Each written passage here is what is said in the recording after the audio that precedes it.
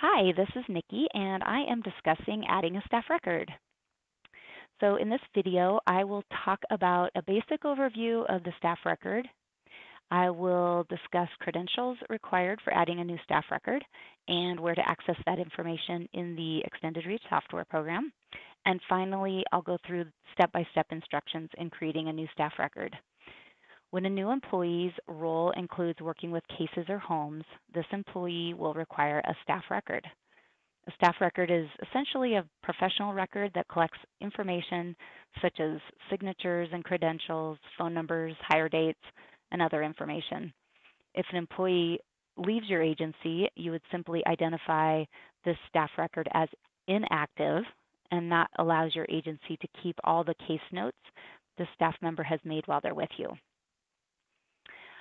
When we add a new staff record, the first step to doing so is adding the user ID.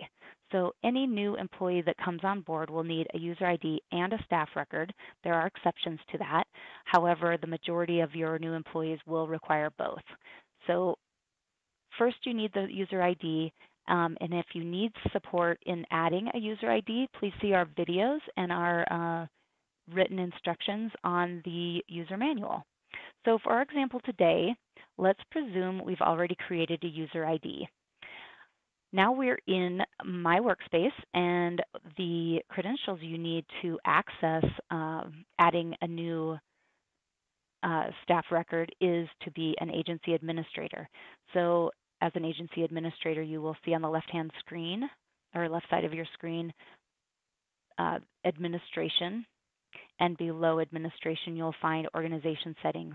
So we just hover over organization settings, scroll down to staff, and click staff. From here, you simply click add staff.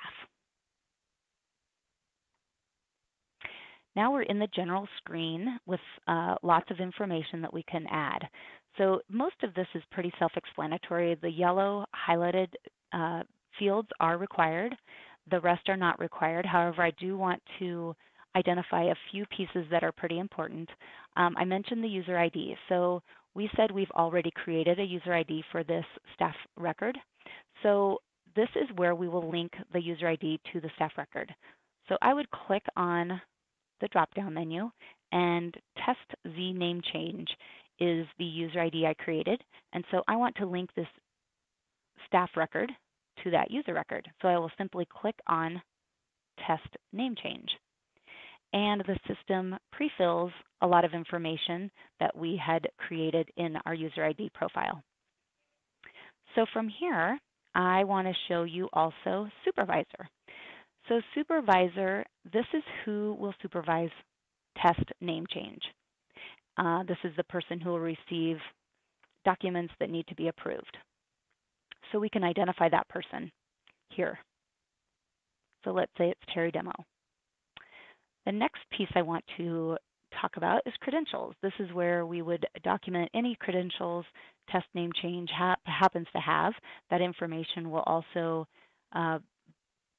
show up on any documents this person signs or approves. The intake worker box is an option. You can check this if this person will be an intake worker. You could also check this box if this staff is not going to be performing casework. So for example, Test Name Change is not doing either of those things, so we'll skip that. Personal information, this is going to be confidential information only visible to administrators. And emergency contact information you can fill out if you desire. And finally, signature. For more information on adding a signature, you can see our user manual on adding a signature. And that's it. From here, you simply press Save. And now you can see Test Name Change is all set up.